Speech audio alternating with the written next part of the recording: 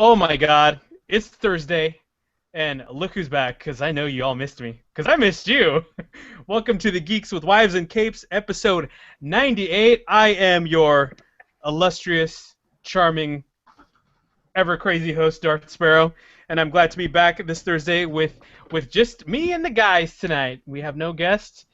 Um, our fearless secondary leader Casey is not feeling well, so we'll send him some geek love and some happy wishes, as well as to the lovely Miss Ashley, who's got some stuff going on. We won't post her business all over the place, but we just want to send her love and all that good stuff. But other than that, I got my crew of gents here. As always, I have the master of disaster, the man with the news in hand, Mr. Brad Bell. What's up, Brad? I'm glad to have the great power and responsibility to be able to join you guys tonight. And even though we don't got a guest, it's just going to be fun to kick back and just talk some comics and talk some news because we often don't get the time to do that. So Yes, got a that's lot to true. talk about. We love having our guests because they bring a lot of fun and insightful things into the world of comics. But man, sometimes we just don't get to those news or comics that we like to. So it's always nice every once in a while to change pace and kind of just have time to just talk amongst guys and do our comic thing. Absolutely. Cool, man. So what's new? How's life treating you?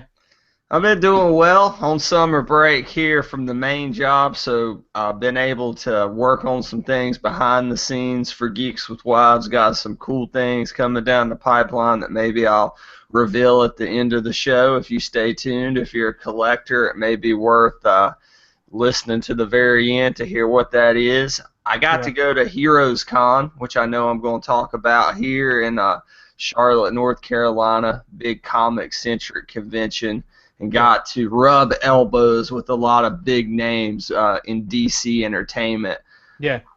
So looking forward to talking to that, Yeah. talking Yeah. about that.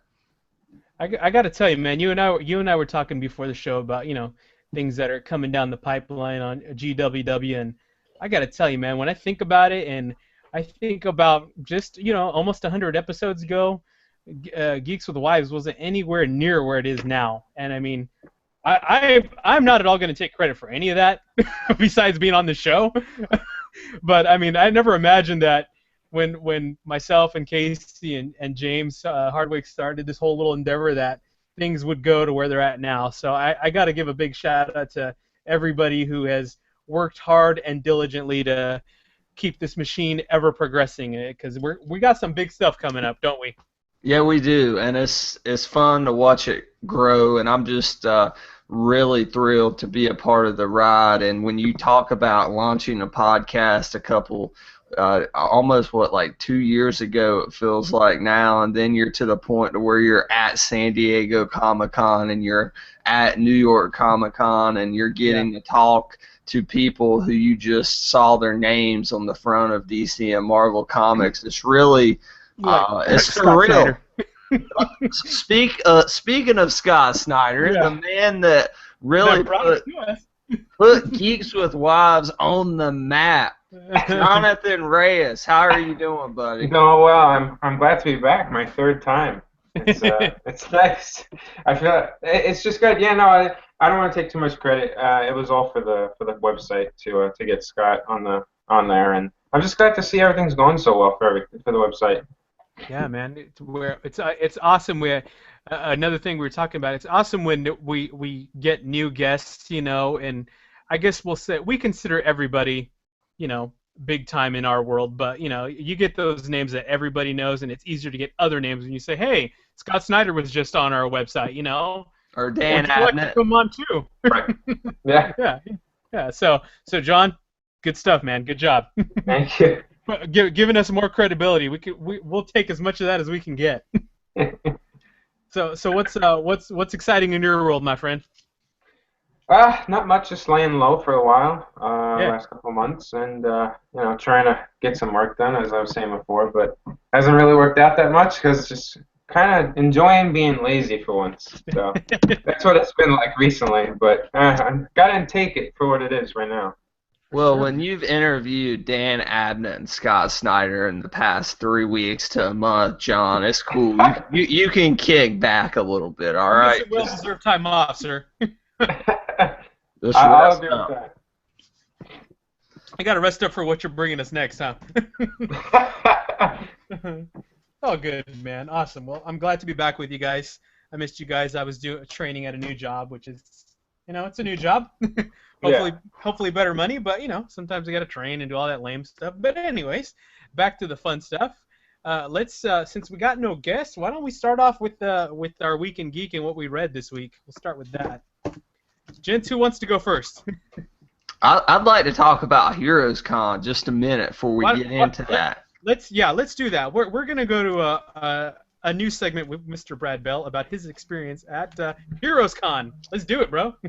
Well, I know it's nothing compared to San Diego Comic-Con, which our very illustrious Casey Walsh, editor-in-chief, will be walking the halls of San Diego here in the next couple of weeks. But it's a good comparison between Heroes Con and San Diego, because Heroes Con is the polar opposite. San Diego's become so media-driven and media-centric. Heroes Con is one of the last major comics-driven conventions in the Southeast, put on by the biggest comic book shop in the Carolinas, Shelton Drum's Heroes Aren't Hard to Find. Over the past 33 years, they've had everybody from Stan Lee to Todd McFarlane to you name it. The who's who of comics have been there. Mm-hmm. This year, I was fortunate enough, thanks to Geeks with Wives, to get press access.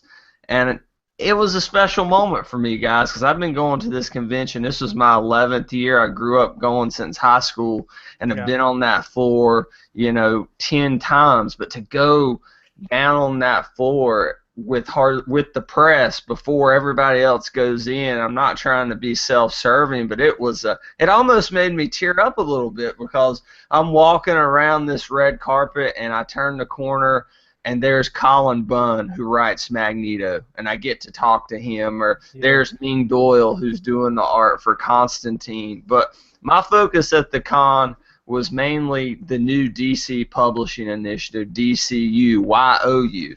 And I got to talk to a lot of the people who are working on these titles, such as Ming Doyle on Constantine, Robert Venditti on Flash and the Green Lantern, and among a few others, James Tynion, who's been writing some Batman stuff, backup stuff for Scott Snyder, which I know John's very familiar with.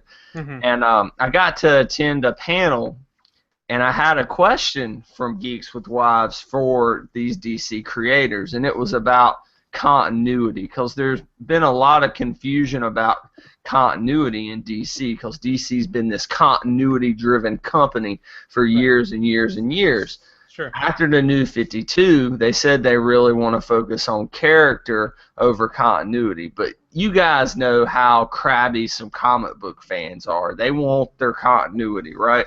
Right. So the question I posed to these guys was, how much does continuity matter? How much did Dan DiDio and Jim Lee tell you to focus on it? And they said they want them to focus on telling great stories. The continuity is a book-by-book basis. So, for example, Green Lantern, everything that Jeff Johns previously wrote in that book and established in that character's mythos is still intact for Green Lantern. Mm-hmm. But the Green Lantern maybe in Justice League, that's not the case. Because my confusion came with the new Batman. Jim Gordon, it's not a spoiler anymore, is Batman in one book in the main Bat family of books. But, however, in Justice League is still Bruce Wayne. And that's when Babs Tarr, the current Batgirl artist, was able to explain to me that when it comes to the Bat family, they make books, Batgirl, and things like that, that they maintain a strong continuity. So it kind of sounds like to me DC kind of wants to have their cake and eat it too. They do want continuity, but they don't want to be hamstrung by it. Right. And coming back from the convention, the big question I wanted to pitch to you guys, the reason I went through that whole big spiel there is, what do you guys think about this? Can they have their cake and have it too, and eat it too? I'll defect to John first on that. I mean, it's an interesting question to think about. It can confuse readers, I think, for sure, because you're saying, okay, in one book you've got Gordon, In another, you've got Bruce Wayne. It kind of confuses the situation in terms of continuity. But at the same time, it doesn't. I just feel it's good for the creators of comics, for the writers and the artists, where it's almost like they can feel they have their own take on something, and I think that's always good for the industry and the creators of the comics. Hmm. But it can be confusing for readers. But I think when I'm just talking generally here, but I think when you read comics or you watch movies or you play video games, I think you kind of fan yourself around one thing and you kind of like who you like and you'll follow them for a certain amount of time. Right. And you're never really going to be like, okay, I'm reading Scott Snyder's Batman. I'm also going to read Justice League because I want to follow this other Batman as well. It's usually one way most of the time in my experience with comics. Hmm. So I think it's good for the creators individually to have their own, to know they're going to have their own take on something, but it can be confusing for the reader. So I guess I'll say I'm kind of like in the middle on it. Yeah. Yeah. I can definitely see your I can definitely see your side of that. I am I guess I consider myself the just the average comic reader, so I don't like dwell too deep in continuity and things or different storylines. So for me, I think that's kind of been a lot of my turn off when it comes to DC is that things are so misconnected. You know what I mean? Yeah. So Well, I think as a general everyday comic reader who just, like John said, has certain characters or certain writers that I like to follow, if I want to go out and pick up a book, where is it going to fall into place with other stuff? It's just, to me, it's like you said, it's a bit confusing for a reader. And well, that's the kind of, odd thing is, Will, like before the New 52, which kind of jumbled everything up, DC yeah, pitched themselves, they branded themselves right. as being a intertwined, very continuity-driven company. Yeah, Where Superman's cape is tore in Superman, then in Justice League, the cape's still gonna have a tear on it. right. Which, please longtime DC fanboys and fangirls, but for people like you who were maybe the casual comics fan, it was a turnoff. So this is Yeah, them pivoting in the opposite direction. gotcha. So I think it's a good thing to focus on character. I think, like John's saying, it keeps it really fresh, and I'm excited for a lot of the stuff they're doing with those characters. They're not reinventing the wheel, but they're modernizing them, and it's a long needed modernization of those classic characters that, let's be honest, they predated the Marvel characters by like 30 years. Sure, yeah. So the other thing I took away from the panel is that somebody posed a great question about outside media. How much do movies and TV or video games and their popularity impact what you do in the comics? And we've had this discussion a lot with Marvel. Yeah. So I found this very interesting to get it from the DC perspective. And the response by everybody on that stage, and this was a resounding, powerful response by these creators, was that with the one exception being Harley Quinn's outfit in the Arkham games, Yeah. impacting the art style of Harley in the books. That was a kind of a directive from the Dan DiDio who runs DC, saying, "Hey, this is a popular version. We want it to be more like that."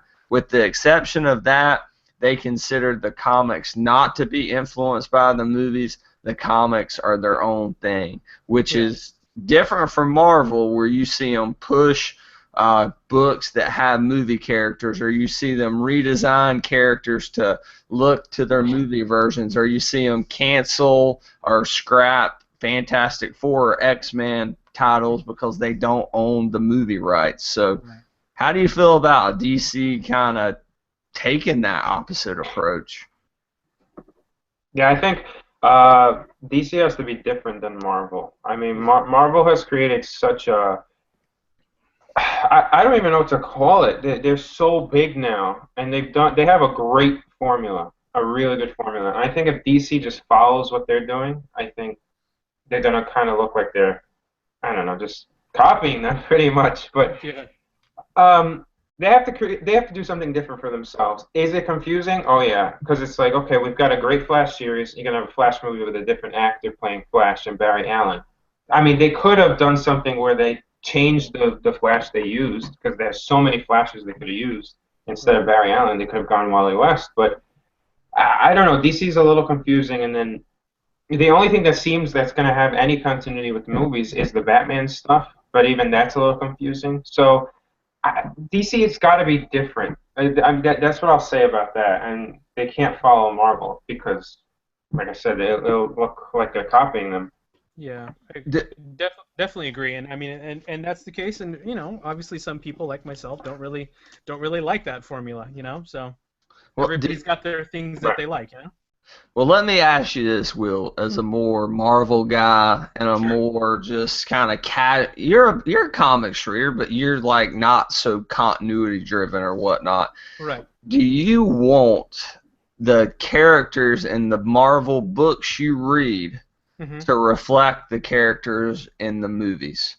Or should it be vice versa? Should the characters in the movies be driven more by the comics? Because I think, not to confuse the point I was trying to make or those guys were trying to make at Heroes Con, it's that the characters in the book are the characters. They're not trying to mirror a version that an actor is playing on the screen. You see what I'm saying? Yeah, I see. I I think ultimately what Marvel has done really, really smart is that there is a lot of similarities with what you see in the movies to the books, and if people go out and see these specific movies, they go see Ant-Man, they go see Avengers, and they like it enough, they're gonna want to dig and be like, oh well, maybe I should check out what they do in the comics. And the nice thing about Marvel, because they've connected everything so well, is it's gonna feel very similar. You're gonna see, oh, this is what Tony Stark did in the movies. This is what he's doing in the comic books. It's all gonna feel very nicely intertwined. So I think for in that respect and trying to get more readers to actually read comics, it's a really cool thing. And there's a really good example of it in one of the books I read that I'll talk about later, of that whole kind of, how what we see in the visual media is affecting what we see on the print media. And in a way it's good, but in a way I guess could get, I don't want to say boring, but it's kind of like, we already know all this. We want to see something different. So I think it has its pros and cons. Yeah, and the big thing, and I'll say this with Will being the biggest Tony Stark fan I know, right? You look around his room there and you see every mark of the Iron Man armor in some way, shape, or form, whether it's a sideshow piece or, a Marvel Legends piece or something. But Iron Man's a good example of this because before the movie came out in '08, you would read Tony Stark and he would be very similar to what Robert Downey Jr. portrayed, sure. But Yeah. after the success of RDJ, they Hmm. completely just said we're just making him Robert Downey Jr. in the comics. Yeah. And I think for that character, because let's be honest, nobody gave a shit about Iron Man before Yeah. Robert Downey Jr. I remember, and I'll talk about this with friends now, I went to the comic book shop when I was young, and there would be Marvel books, and it would be X-Men and Spider-Man. I'll never forget during the House of M event, there's an Iron Man. And this is when Yeah. I was just getting in the comics. There's an Iron Man House of M tie-in. And I Yeah. say to one of my friends who's been reading for a few years, I'm like, how about this Iron Man guy? They're like, you don't want him. He's just a stupid drunk. That character sucks. Yeah. Fast forward to now, and Yeah. he's bigger or just as big as Spider-Man is. Yeah. So, I mean, I think there's, both sides have their advantages. Like, there is some greatness that can come out of the comics reflecting the movies, and Iron Man has been the case. That's been the case with that character. But then there's times where you don't want to just read movie adaptations of the comics. It feels like I don't want a Scarlet Witch pigeonholed into the Avengers just because she's in the new Avengers movie, or Yeah. I don't necessarily need a new Doctor Strange #1 because the Doctor Strange movie's coming out. Although I think the new Jason Aaron Doctor Strange will be great. I was just using that as an example, but Yeah.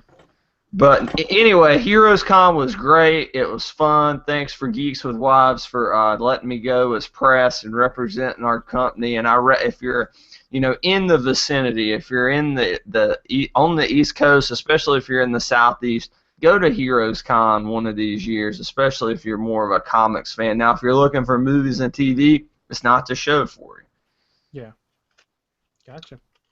Good stuff, man. We're glad you got to go and do your thing. Good times. I feel like I'm definitely going through convention withdrawals, but we got some more stuff coming up. But what do you say we talk some comics, guys? Sounds good. Yeah. John, you want to start us off tonight? Sure. I didn't read much, but I do have some suggestions from some of the new releases for this week. Great. One of them is The Witches Volume. The first trade for that series came out this week. If you didn't read any of it, this is an easy no-brainer to pick up. It's $10. You could just pick it up and read I think it's 5 or 6 issues. Yeah. It's a great horror series. We reviewed it on the site. That's a good one to get in. Scott Snyder. That's like one of his spin-offs from doing Batman. And then Sons of the Devil by Brian Buccellato. I read the first issue. It was kind of a slow start. It's kind of like a horror, the occult type of thing. The first issue was kind of cliche in that with the occult stuff, but I'm hoping that issue 2 is better. And knowing the way, the type of writer Buccellato is with like his Flash run, I think it's gonna get better. And the other one is Becky Cloonan's Southern Cross. Issue 4 came out this week. That's a really good comic series that's out there as well. Right. So those are my 3 suggestions. Those are all Image comics out there. There's other great ones that came out this week, but those are some 3 highlights I think people should look out for. Excellent day. Would you do anything else geeky this week, man? Did you watch anything cool? Did you? I would say going back to last Saturday, I saw the Siege of Lothal, the Star Wars Rebels movie event. That was amazing. Man, what you guys think about that, man? I love that show so much. I've never been into Star Wars. I was always more of a Star Trek person, but Rebels has that against you. No, but I'm gonna hold that against you. It's turning around on me now. Like I'm starting to get into Star Wars big time with Rebels now. That show's really got me into the whole Star Wars lore, and I see how bad the prequel trilogy is now. I'm going through those now. Yeah. I mean, I've seen them, but it's been a while, and I see how bad they are. But it's like the Rebels movie event. If no one's seen that show yet, please do. It's so good. Now, with the exception, in my personal opinion, of Episode 3, the prequels weren't that great, but it's a huge testament to, we'll say, an animated series when most of that is solidly better than the prequels. Yes. It's really good, solid, well-written show. It's ridiculous. Yeah. It's like it's incredible. You can take like those hour episodes, and it's just as good as watching a movie. Yeah, no doubt. Yeah, I agree with that 100%. Like, I mean, they've got James Earl Jones as Darth Vader. I mean, that's so awesome. It's amazing. Oh my God. It's actually Vader. And they made him sound younger too. Yeah, they did. Yeah. But it was him. It was James Earl Jones, and man, some of the scenes, I don't want to spoil it if you haven't seen it, but some of the scenes with Vader and his TIE fighter, like that is the great pilot that is Anakin Skywalker that Obi-Wan talked about in Episode 4, because holy crap, some of the maneuvers he does, let's just say that Vader's TIE fighter takes on an entire Rebel fleet. Yeah. They're pretty much out. It pretty much wins. You're like, really? He's such a badass. I mean, that's such a good example of, we'll say, Vader in his prime. You know what I mean? Yeah, and I think they captured the fear of this character, like what he he is such an imposing figure. I've never felt that way when I was watching the old movies, but man, just watching it, I feared for the characters' lives and the main characters. I was like, man, this is not gonna be good. This is gonna be a crazy second season in the fall. Oh man. Yeah, just it's. I mean, But just being in the audience at Star Wars Celebration and seeing what they had coming for this season is just ridiculous. It's a good time to be a Star Wars fan, that's for sure. Oh yeah. And then on a sad news front, Hannibal was canceled. That's a Uh, TV show I adore, and I was upset to hear that. I'm hoping that it gets picked up somewhere else, but the chances are not good. So should Yeah. just should I gotta. still watch it, Jonathan? Should I Oh still? yeah. Oh Okay. yeah. No, it's one of those shows that there's something. It's really special. It's really a special show. Um, it's kind of sad, but hey, some of the it's just like one of those shows that is really good critically, and then the rating it just doesn't catch on. It's a very niche show. It's good Definitely. critically, but it doesn't, it's not great with the general, Exactly. audience. Yeah. Exactly. Yeah. And I didn't then get a chance to see it, unfortunately. I mean, obviously I've seen all the movies and was a yeah, fan of those movies, but I definitely should check it out. the show's great. And Yeah. Jonathan's been preaching it hard, and I think he did some reviews for it and stuff for the site, and we've been messaging. I finally was like, okay, I'm giving this show a chance, right? And I see it come across Twitter, Hannibal canceled. I'm like, Yeah. oh. And then I go to Best Buy today to pick up, I know it's crazy going into a store to buy a Blu-ray, right? And I haven't been in a Best Buy, I mean, probably since Christmas time. I And still do that, Brad. So. yeah, they've really scaled down like their physical media. Like it's crazy. They used to be Yeah. so walls of TV shows. Now there's like, maybe one row of TV shows, and they only had the second season of Hannibal. I didn't have the first, but I think I'm still gonna check it out. No, definitely. Amazon has it on their Prime, and you can probably get it on Amazon really cheap too. So Yeah. look at Amazon. No, You know and then the Zon. yeah, right. And then the only other thing was I haven't seen it yet, but Penny Dreadful is a great show that I watch a lot. So, Okay. yeah. Gotcha. Excellent. Cool, man. Well, thank you, sir. Good stuff. Mr. Yeah. Brad Bell, what you got? What you have working this week? Well, I've read a couple of these things called comics that we sometimes talk about on the comics podcast. No, I did. I Hey, got how'd to that check. work? I know, right? And it's fun to talk about some tonight. But I subscribe to all the, go ahead and siphon the money straight out of my bank account, Marvel, because I subscribe to most of the Secret Wars tie-ins. And one that I was really looking forward to came out this week, and I got a review up for it on geekswithwives.com. It's called E is for Extinction, and it's written by Chris Berman.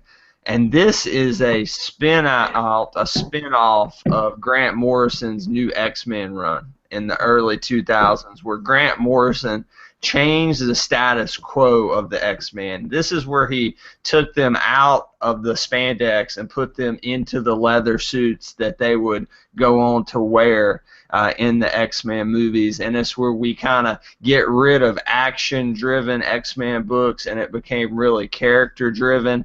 And if you've never read that run of X-Men, especially if you have the Marvel Unlimited app, I urge you, if you're an X fan, go read it. But the thing about these Secret Wars books is they have the same name as a lot of these older stories, but they're a completely different premise. Some of them are similar, some of them mesh things together. E is for Extinction is basically an alternate world in which Professor X committed suicide, Magneto has taken over the X-Men, and he's created a utopia. He's created a place in which is the best thing in the world to be a mutant, and humans are trying to get the X gene through in vitro fertilization and manipulating genes and whatnot.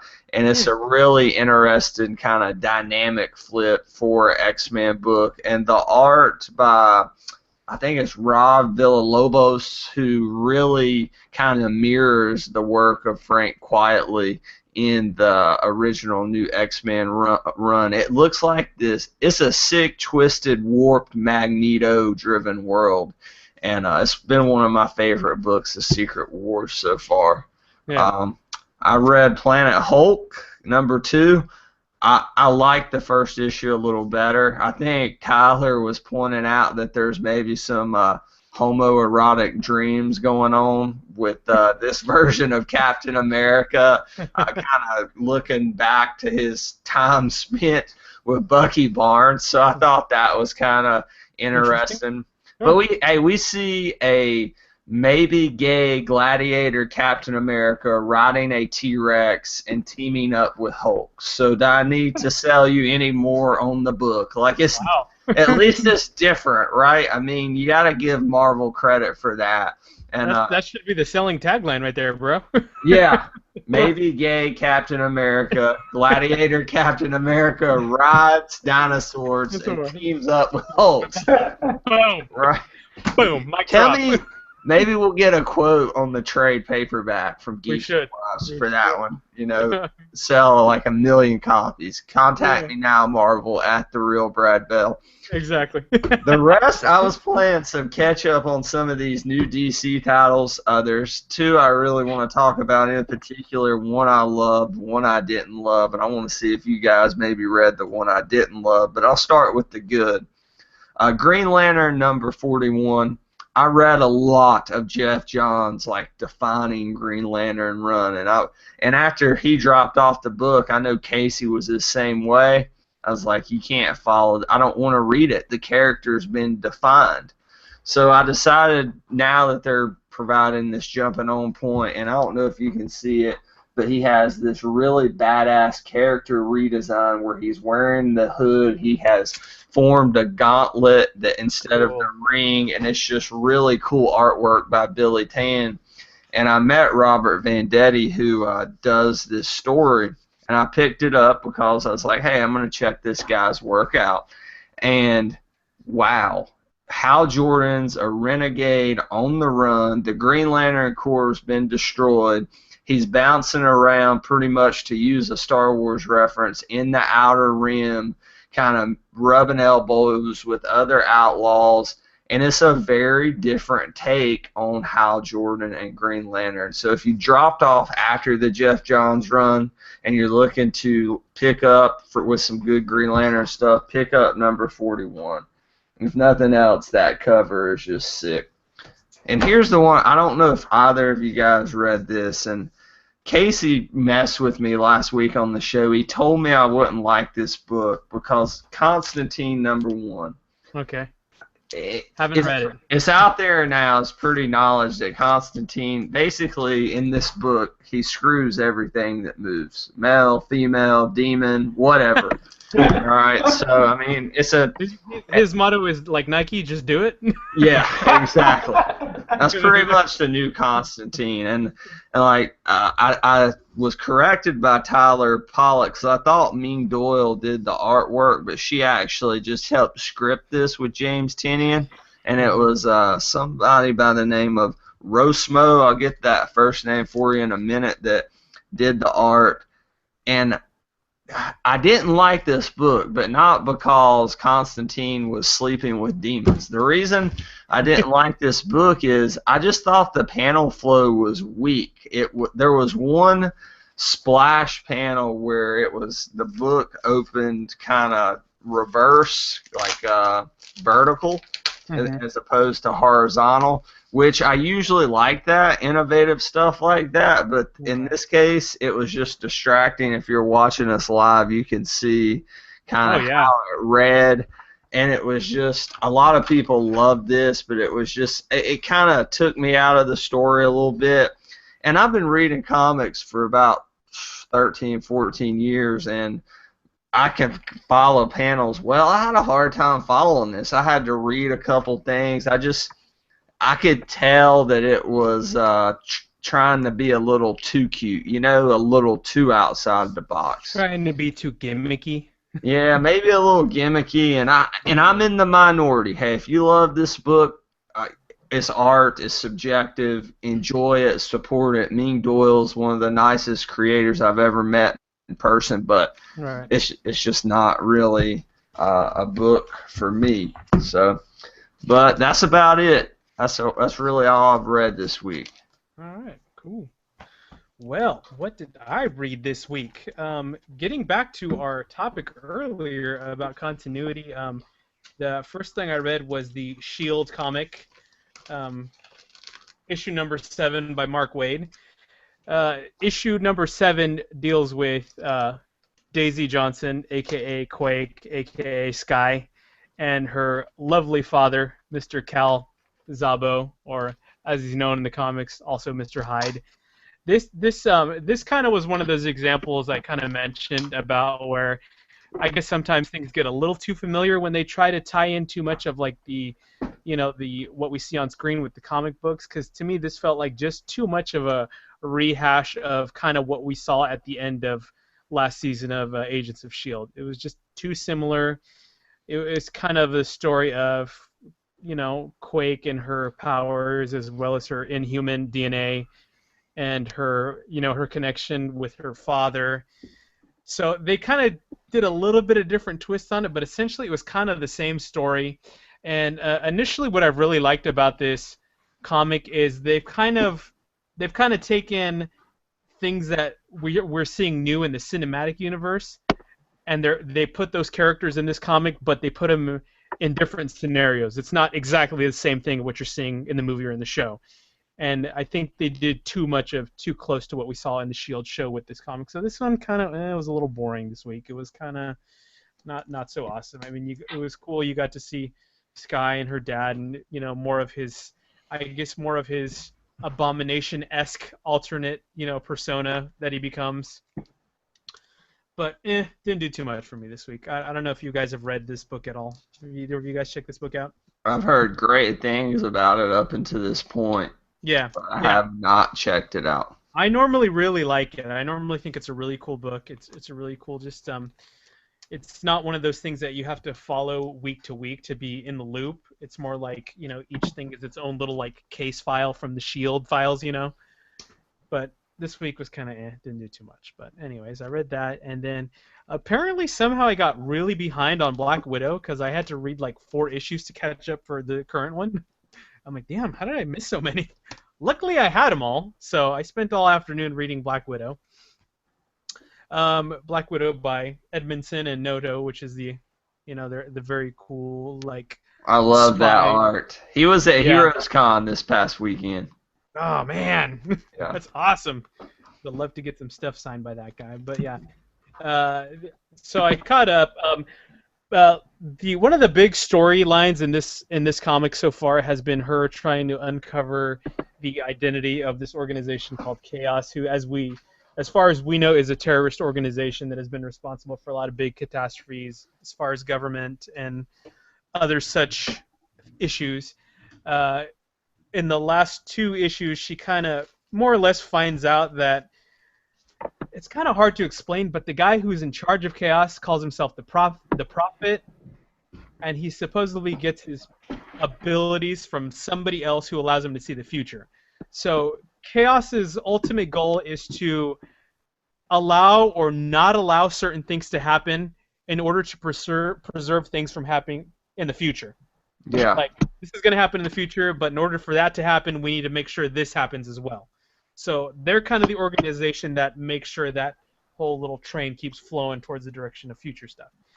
And for some reason, because Black Widow with all her awesomeness has managed to thwart or alter some of their plans. In the past, they kind of want her to join them, but she's obviously suspicious that they're like every other top secret organization. They have very sinister ulterior motives in mind. So she kind of basically rejects the guy's offer and kills him. So she thinks that she's taken down Chaos. Also decides that that's about her time to exit working for S.H.I.E.L.D. and Maria Hill. So she kind of leaves, and now she's kind of at a spot where she doesn't quite know where she's at. She doesn't know where she feels at home. She doesn't know if she's really Avenger. She doesn't know if she's really S.H.I.E.L.D. So she's kind of trying to figure all that out. And the most current issue, I felt kind of lost, Brad, because I know it kind of ties in with all the Secret War stuff. And in the beginning, What happened? In the beginning of the issue, she's like with Captain America, and he's telling her she needs to go save some people, and these are the people. These people are the future, he says. Those are the people you need to save. And so they don't really explain who these people are or what the scenario is. I can explain it to you real quick. Explain to me. All right, so in Secret Wars #1, there's a group of people. It's like it's basically the Fantastic Four Star-Lord, Okay. Spider-Man, a group of people that they want to make sure survives the final incursion. All right, Okay. the universe is colliding, and I believe it's Black Widow and maybe Miss Marvel who are kind of put in charge of making sure that those people get aboard this basically a life raft, which is Right. really a spaceship, to survive the incursion. So that was the order for Black Widow to make sure those people get Ah. to safety. Okay, gotcha. Because obviously that's stuff that's gonna be hashed out in the main like Secret War storyline, I'm guessing. So they didn't Yeah. really like go into anything else besides that little snippet in the beginning of the issue, because after that it just go the rest of the issue is just a flashback scene of a mission that she did with somebody who, one of the few people in her life who she considered a friend, who ultimately she had to kill in order to prove her worth to the people that were in charge of her in the Red Room. So, kind of an interesting issue. Like I said, I was a little bit lost by not reading the other Secret War stuff, but it's still kind of cool because I always like when they go back and they go into the flashbacks of kind of how her training happened and how she was brought up, because it really kind of gives you an idea as to what makes Natasha tick as a person, not just as an Avenger or as a secret agent. So I continue to love this book by Marvel. It's definitely one of my favorites. I love the artwork. The artwork by Noto is like perfect for that style of story with the spies and the espionage. So yeah, that's pretty much all I read this week. So that's it for me. What do we got, man, for news? Well, it's been a gigantic, giant size edition of news this week, both on the screen for superheroes and Yeah. in on the pages as well. So let's start with some movie stuff. Let's start with the biggest thing of all. We have Please. a brand new Spider-Man who has been cast in the Marvel Cinematic Universe and by Sony. It is the man who, well, I guess I should say boy, who Yes. starred alongside Ewan McGregor and Naomi Watts in the tsunami disaster film The Impossible. His name is Tom Holland. He's 19 years old. He's Yeah. getting a Harry Potter-like contract that will keep him around for about the next 10 years for at Yeah. least 7 or 8 movies, I believe. So he is Spider-Man for all intents and purposes here. And I've watched The Impossible. He is Yeah. a phenomenal actor. That's the only thing I've seen him in. It's Yeah. kind of a small sampling size, but compared to who was up against like Asa Butterfield, I was glad that Holland got the gig, and I think he'll be an excellent Peter Parker, a good Spider-Man. If you've Yeah. seen his parkour videos on Instagram, that's kind of some proof that he's would be good and acrobatic in the suit. But my thing with this guys is they've got Peter Parker right with Yeah. Tobey, but his Yeah. Spider-Man was off. They got Spider-Man right with Andrew Garfield, but his Yeah. Peter was a bit off. Can Tom Holland be the guy to fully flesh out this iconic character? Yeah. Yeah, I don't feel like I know enough about the actor himself to answer that question properly. But I'm gonna ask a counter question, because I did a little reading obviously, and according to Business Insider, Kevin Feige and Paul Rudd during a press conference, they were talking about the new Spider-Man, and the word is that he's gonna immediately fly out to the Civil War set, so we'll actually see him in Civil War. So that being said, what does that mean as far as where we think the film is going to go, and what exact direction? Is it going to be more closely related to the comics, or is it going to be your typical just a Marvel spin-off of, greatest hits and bits and pieces from here and there? The way he screen tested too with Chris Evans and Robert Downey Jr., so that Right. had to be nerve-wracking for a 19-year-old, Playing with the big relatively, boys? new actor. Yeah. But I have to say, what I've read is they're going to portray Spider-Man as this kind of urban legend, somebody who's out there, who's been talked about on the streets, but really hasn't been captured by the media, by maybe the Daily Bugle yet. Right. And he is going to not be the player he was in the comic book, because in the comic book that's an adult Peter Parker, and when he reveals his identity it's a big deal because he's such an established character. Here Right. Spider-Man despite being around, because we're not doing an origin, Feige confirmed that, he's just kind of going to be there. So I expect something, he'll be mentioned, he'll drop in. I think it'll be more than a post-credit scene, but I don't think he's going to be integral to the plot. Okay, gotcha. John, what are your thoughts on the fact that we're going to get Spider-Man so soon? I'm glad. I've gotten more into Spider-Man of late. I've never been big on Spider-Man. I've wanted so badly to like Spider-Man, but what Sony, I mean, because he's such a likable character, but I never got into the Tobey Maguire movies. I know Spider-Man 2 is regarded as one of the best out there. I know, Brad especially. I still love that Spider-Man movie. 2 is a great one. The Amazing Spider-Man movies, I think, had parts of it that there were moments that were good, but it just never really captured Spider-Man. It's so hard to capture that character. You really, like Brad said, you've got to embody both Peter Parker and Spider-Man. It can't go one way. It's definitely almost two completely different characters. It's not like it's not like your typical alter ego scenario as in with most characters. It's just like, hey, there's Peter Parker, there's Spider-Man. Right. Yeah. Yeah, because Peter's like this nerd, and then you've got Spider-Man who's like the opposite of him, like you said, where he's just this funny guy who's joking around. And I really, that's the side of him I want to see more of. Andrew Garfield had it in some moments, and then it just went away. I want to see if Tom Holland can keep it consistently and kind of riff off of guys like Robert Downey Jr. and Mark Ruffalo's Hulk if it comes to that point.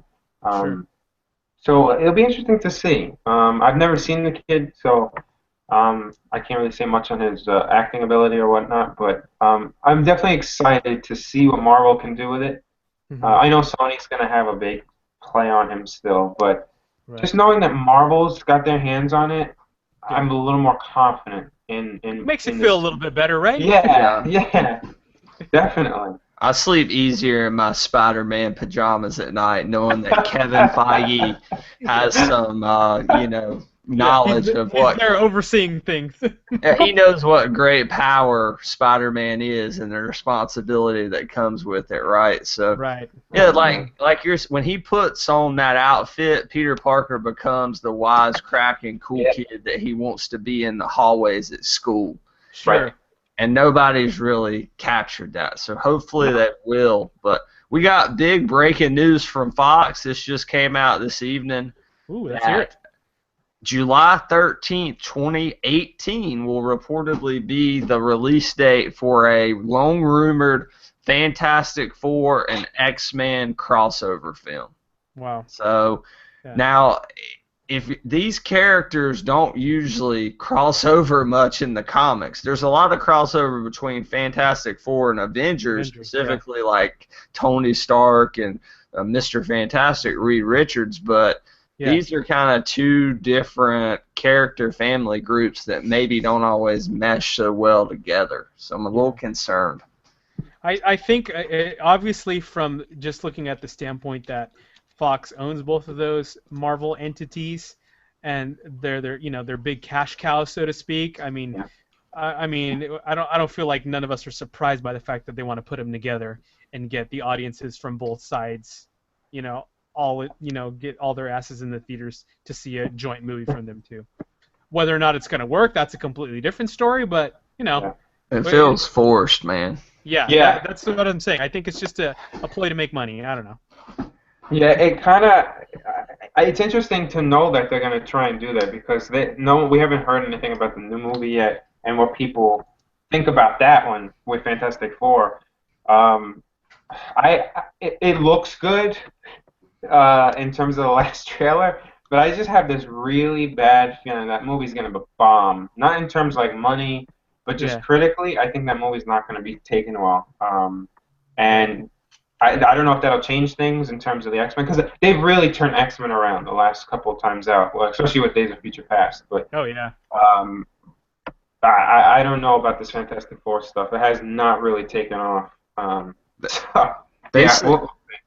They said, I was reading some stuff, Fox came out and said the litmus test to whether or not this officially gets a green light is X-Men Apocalypse, Age of Apocalypse, how that film does, because that's going to focus the young Jean Grey, the young Cyclops, along with, you know, the Michael Fassbenders and Mystiques, the Jennifer Lawrence Mystique. So kind of that first class almost. I know we had the First Class movie, but I'm referencing the comics, that famous kind of First Class with Jean and Scott. Yeah. And can those characters really start to carry a X-Men movie? And if they can, then they're going to feel good enough about it to put them in a movie alongside the Fantastic Four. And even if people don't give a crap about the Fan Four, which unfortunately the way they've been handled the past couple of years, they really don't at this point, that they give enough of a crap about the X-Men that, hey, they'll go see it. Yeah. Right. So they're not even really putting much weight on this new Fantastic Four movie for that decision, are they? That's the way it read, that guys, is it's not really going to be weighted on how Fan 4 does, whether this actually ends up happening, but how Age of Apocalypse does. And it's coming out Memorial Day weekend next year. Age of Apocalypse is going to be huge, man. Yeah. I mean, like, I could go, if they go by that, this movie's happening. Yeah, for sure. Exactly. Yeah. And like Jonathan's saying, those new X-Men movies have been great. But how good will they be once Michael Fassbender said he's going to stick around? Okay. Good.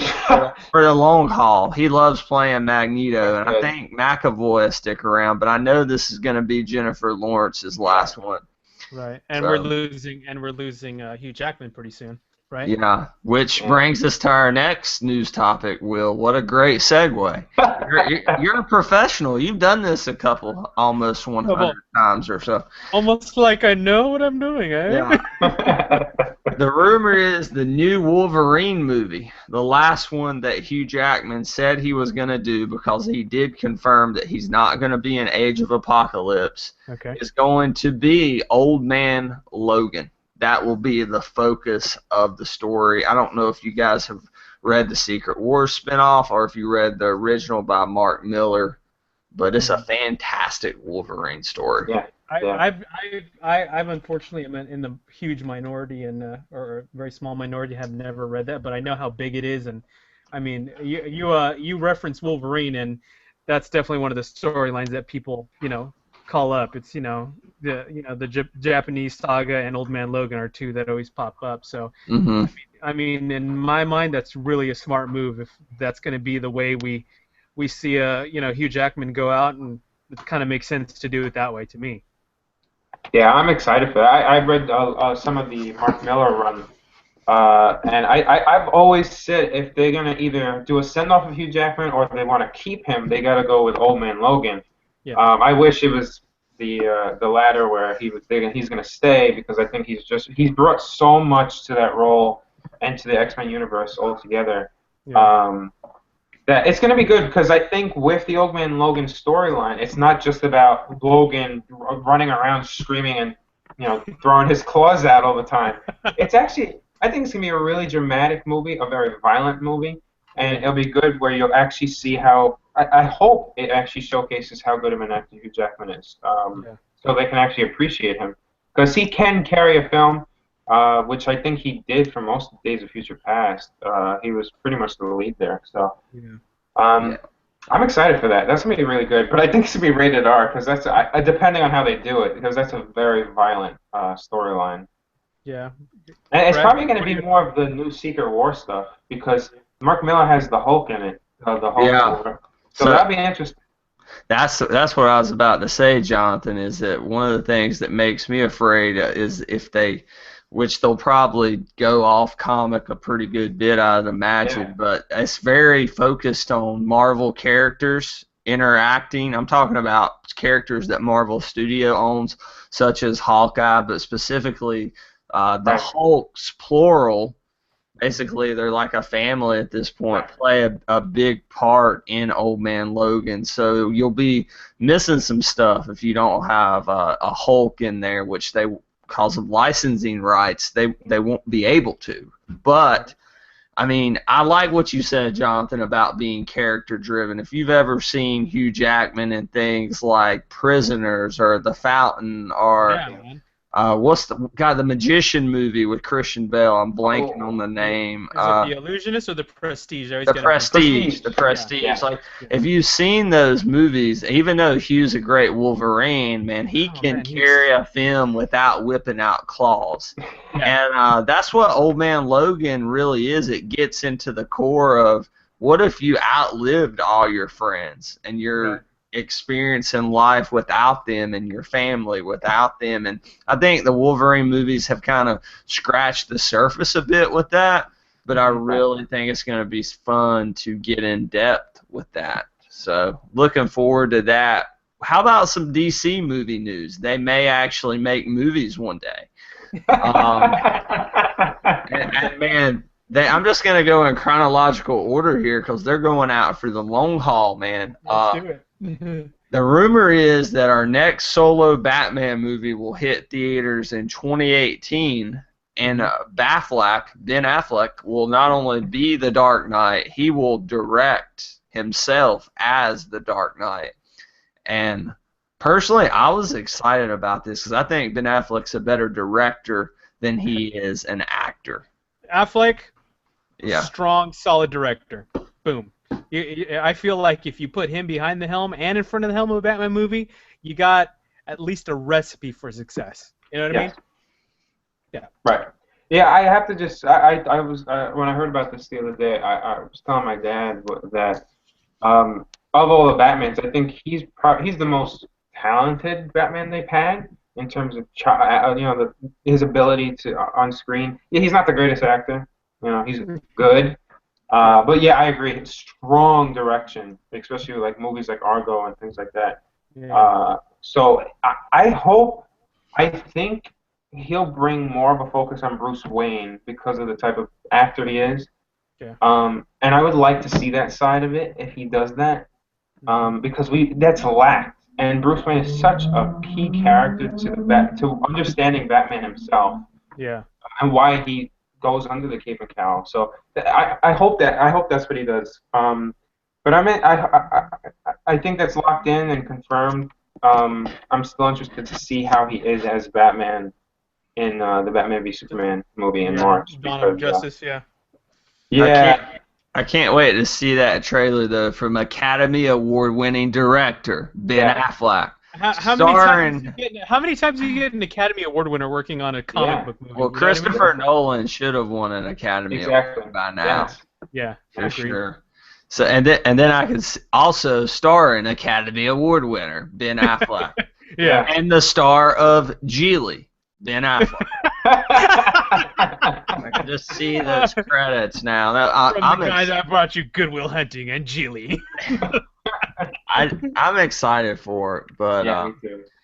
Green Lantern, we had a good piece by a new writer on our site this week, kind of looking back. I can't remember the young man's name. Declan, that's his first name. I don't remember his last name. I think it's Declan Hewitt. Maybe that may be it. That's it, yeah. Declan, if I'm butchering your name, I'm sorry, but just giving some pub for your work because you did a good piece on the 2011 Green Lantern movie and why it sucked, but there was still some good things in there, right? He was really examining the silver lining of that movie. And I found it interesting that he's writing this around the same time that we finally got some Green Lantern movie news. So the rumor is that Chris Pine will be Hal Jordan, and that Tyrese Gibson will be Jon Stewart in a June 19th, 2020.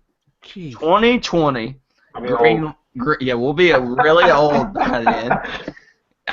Green Lantern film. So Green Lantern is one of the hardest characters to crack on the screen because his constructs are just so out there and sometimes childish, and what works on the page really doesn't translate that well to film. I think it can be done, but I think it's going to take a special director, a special script, and a special performance. Yeah, one thing that they have to do is, I would say, practical effects. They can't special effect that movie up too much because it was basically a floating head of Ryan Reynolds in the Green Lantern movie in from '07, whatever, Yeah, whenever it came out. It was 2011. just, oh wow, okay, 2011. I mean, because it was just too much special effects.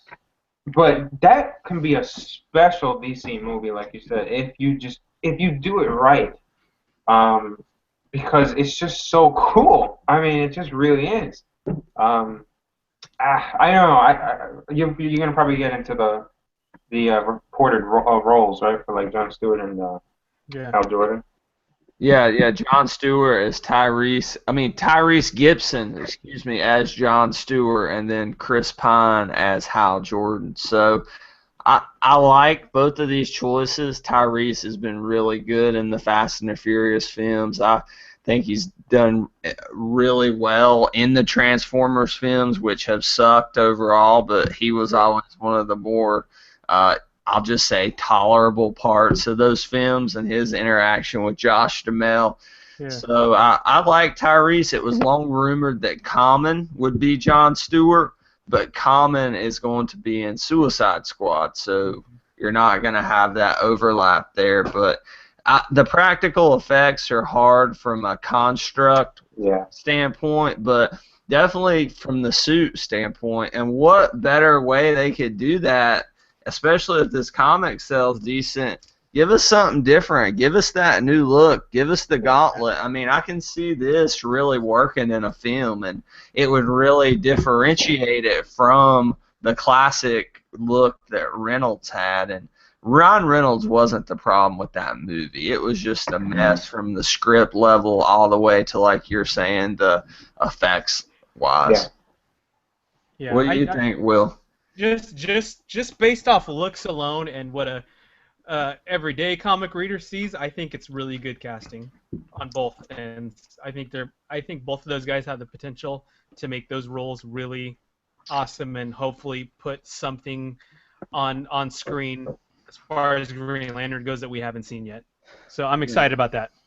Yeah, and we had a lot of comic news this week, especially post-Secret Wars Marvel news. So I was just going to run down the list of some of these new titles, and I want you guys to tell me what sticks out, which creators sound interesting to you, what books will you be adding to your pull list after Secret Wars. We had Brian Michael Bendis and Sarah Pichelli on art, confirmed to be doing the main flagship Spider-Man book, in which it will be Miles Morales Spider-Man, with Peter Parker serving as a mentor post-Secret Wars. What do you think about this? The main Marvel Universe is coming out and saying Miles is our Spider-Man. Yeah. I feel like that people have, it's amazing. I'm just watching and seeing how, just on social media, the fandom around Miles Morales is incredible. It really, really is. So I'm not surprised, and I think it'd be really interesting to see how this goes. Peter Parker is still there, which is really neat. That's probably one that definitely should be looked at, especially with Bendis and Pichelli there. Yeah, and they started the book too when he first appeared in the Ultimate Universe.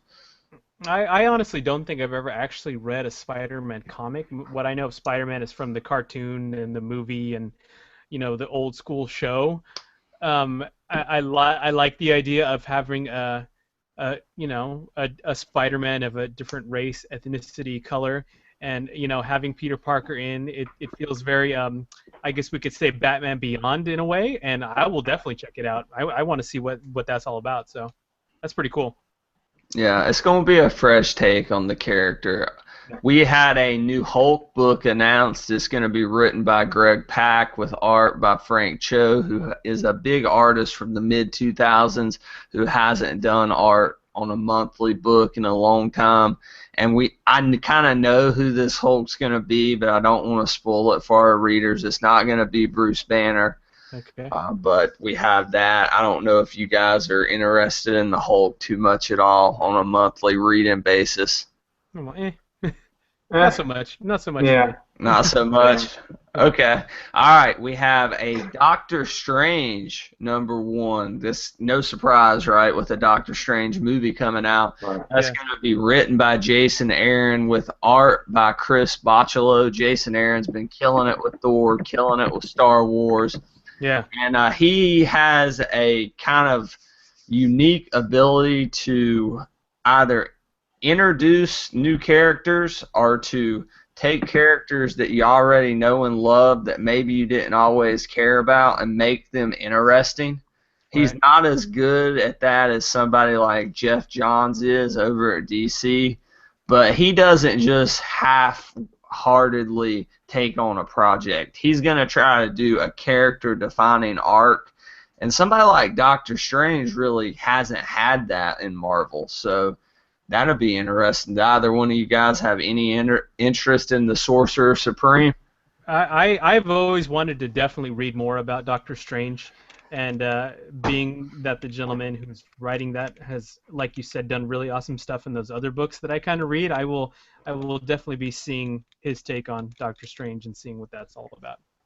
What about you, Jonathan? Doctor Strange, you gonna pony up $4 a month for him? I might wait for the trade, but I know Jason Aaron is a great writer. Some of his work recently, like you said, has been fantastic. So Yeah. that's definitely gonna be an interesting take on the character.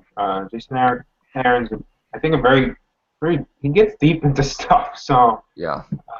that's definitely interesting. Definitely one to look out for. Yeah. We have Kelly Sue DeConnick, who has had a character-defining run herself on Captain Marvel. I know this is one of Marvel's best sellers. She's stepping down from that book. She announced that at Heroes Con this past weekend, and they're bringing in two people who don't write comics. They're showrunners for Agent Carter, Tara Butter and Michael Fazakis, with art by Chris Anka. I haven't read Captain Marvel. I can't say I'm a Captain Marvel fan. Right. I don't know if either one of you guys will be picking this up, but it's hard to follow such a great run in Kelly Sue. Yeah. I don't know. I may follow it if you guys like it. It might be interesting. I feel like comic writers have do a better job of doing stories in comics. I just feel like when you go from screenplay to comics, similar but not that similar. It kind of like I feel like they're weaker because the focus is not there. I don't know.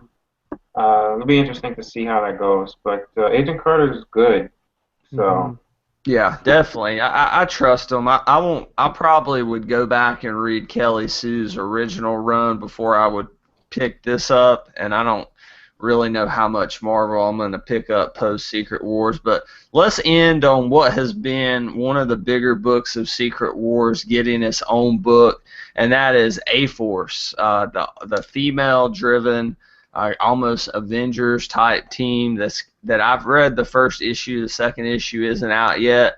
And this has been an interesting premise. I really like She-Hulk anyway, and to see these characters like Dazzler and Medusa interact on this island in Secret Wars, in Battle World, has been one of the better parts.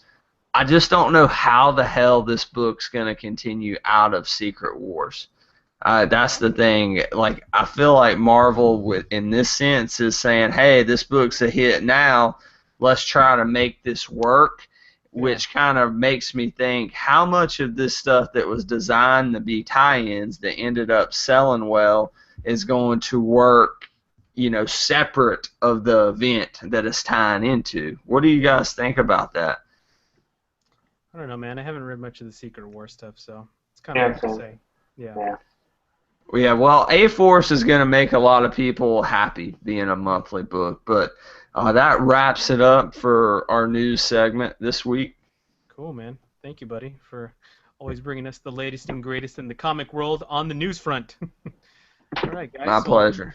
Yeah, we're going to start wrapping it up. We'll take a quick final thought from everybody, and we'll sign out. So, Mr. John Reyes, you want to take us out with your final thought and let us know if you got anything coming up soon? Sure. As I always say, thank you for having me on again. I appreciate it. A lot of fun. It's always good to kind of sit back and talk comics and all the things out there that's going on. Crazy news week for sure. Yeah. Um, Definitely, I would say I don't know if I'll be on the show in the next couple of weeks, but people have been kind of like mixed about Ant-Man. Yeah. I wanna be with Steven on this. Steven Heron, one of our guys at the site. Give it a chance. I think that movie's gonna be pretty darn good. Yeah. Especially with the news of like Wasp being in it now. Um, I think it's gonna have great fan service, and I think it's gonna be a really good Marvel movie. Really underrated. So. That's all I'll say there. And then for the site, my Penny Dreadful reviews, I haven't had a chance to sit down and watch it this week, but probably tomorrow that'll be up for this last Sunday's Penny Dreadful, and yeah, so that's what I have coming for the website. Awesome, man. Thank you for being on. It's always awesome having you on, brother. Thank you. Awesome. Mr. Brad Bell, what do you got for us, man? I'm gonna end kind of like Jonathan, speaking of giving some stuff a chance. I'm even gonna push Will with this suggestion a little bit. If you've been off of DC because you maybe don't like how they've been representing females in books, or how the books have been so kind of off-putting to people who don't have PhDs in DC Comics, with the new DCU, the thing I came away from Heroes Con 2015 in Charlotte is they just want to tell good stories, man. Yeah. So if there's a character that you like, maybe you checked out on an animated series somewhere, this month as we wrap up June and these books are coming out for the DCU, YOU, pick them up, see if you like them, because I'm telling you, it's a lot different than anything that they've ever done over at Warner Brothers and over at DC with their comics. And if you're interested in that, check out my write-up on the DC panel at Heroes Con at geekswithwives.com. Check me out on Twitter at @TheRealBradBell, REEL Brad Bell, and I kind of want to talk about two things we got coming down the pipeline. We're going to have a comic spin-off podcast, so a spin-off of Geeks with Wives and Capes called What's Your Issue, with Agathocles and I, and rotating people like Everett and Tyler on that show, to where we do what we did tonight. We talk comics. We talk comics news. We talk comic sales numbers. So check that out. We're also launching the Collection Agency, which is a collector's podcast where we talk anything from 6-inch Marvel Legends to premium format figures of Iron Man, like Sideshow gives Will. So if you're if you're into collecting, if you're want to hear more about people geek out just over comic-driven stuff, not necessarily movie-driven stuff, check out one of those two podcasts that's going to be hitting Geeks with Wives within the next week, if you think that's something you may be interested in. Yes. Cool, man. Thank you so much, buddy. You're welcome. Thanks for having me. As always, it's awesome hearing what you have to say in the world of all things comic and geek. And as always, guys, you should be checking out our website, geekswithwives.com. As Brad just mentioned, we are constantly growing in our field of geekdom. There is a podcast for everybody, whether you're into movies, whether you're into collecting, whether you're into tech. We got something for everybody. So check us out. We urge you to listen to one of our fine episodes from our family of podcasts. Also, there's constantly reviews on comics, on games, even collectibles sometimes. I'll be having a review coming pretty quick here on the aforementioned collectible that I got from the lovely people at Sideshow Collectibles. So keep an eye out. As always, we thank you for listening and watching. We appreciate your support.